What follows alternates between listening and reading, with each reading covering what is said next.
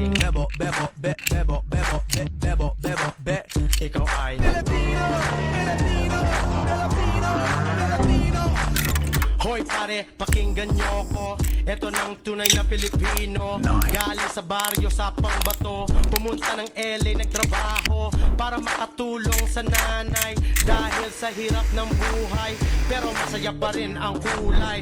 Pag kumain, nagkakamay. Yung kanin, chicken adobo. Yung balot, binibenta sa kanto. Tagay mo na nga ang baso. Pare ko, inuman na tayo. Filipino, Filipino, Filipino, Filipino. Bebo, bebo, be,